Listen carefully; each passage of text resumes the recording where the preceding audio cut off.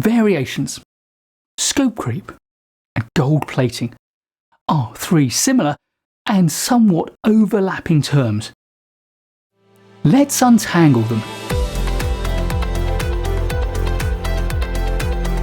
Let's start with variations. Variations are changes to the scope, the specification, the schedule, or anything else really. The implication, however, is that they have been approved through some form of change control process. But to me, the use of the term variation suggests that these changes have been approved through some form of contractual process.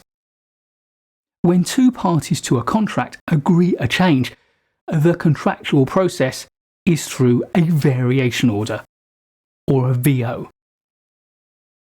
However, sometimes someone requests a change and it works its way into the project schedule without anyone formally approving it.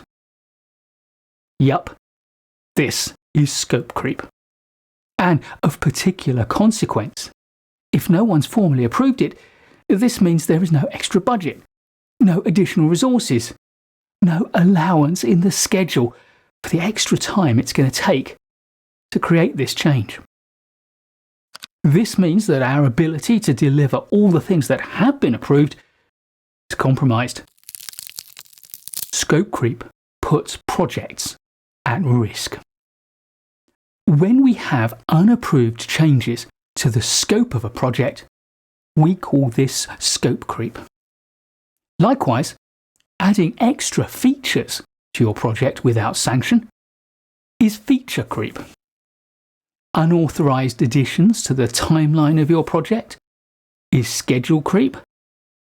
And unapproved additional inclusions in your budget is budget creep.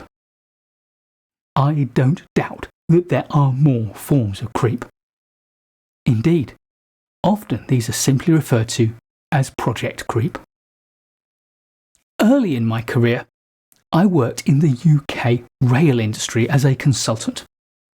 There, a lot of the people I worked with used the term the gold-plated railway. This referred to engineers' tendency to specify features and standards that exceeded the requirements of the industry. This made for better engineering, I'm sure. But it also added extra costs that were not compensated by equivalent additional benefits to the users. The term gold plating refers to adding features, services, or tolerances that the clients or users have not requested. Let's remember that quality management is part of our role as a project manager. But this doesn't just mean that we mustn't let quality slip below the defined standard.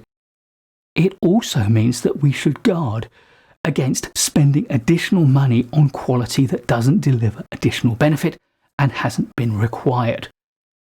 Any project team member that over-engineers or over-delivers against a specification is fundamentally spending someone else's money, committing somebody else's resources for a feature or a benefit that they don't want.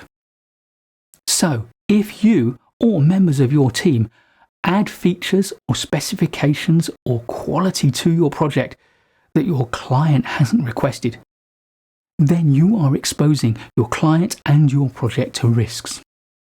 Risks of schedule overrun, risks of budget overruns that you won't be able to recover from your client because they didn't specify the work, risks of setting unrealistic expectations, and fundamentally, the risk of breaching trust between you and your team and your client and theirs. Another related term is white gloving. This refers to giving special care and attention to something, often to a service. People like it when project teams offer special care and attention to the details of their precious project and to the relationships with their stakeholders. However, when that care and attention is lavished on the wrong things, at the cost of paying attention to what matters more, that's a problem.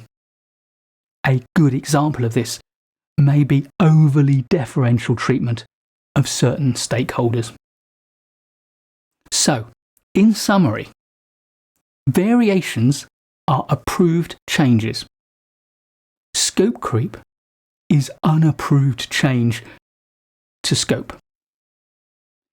Gold plating is adding features that nobody has asked for. And white gloving is meticulous attention to a service or an interaction. Please do give this video a thumbs up if you've enjoyed it or learned from it. I'll be making loads more great project management videos for you, so please do subscribe to the channel and hit the bell so you don't miss any of them. And I look forward to seeing you in the next one.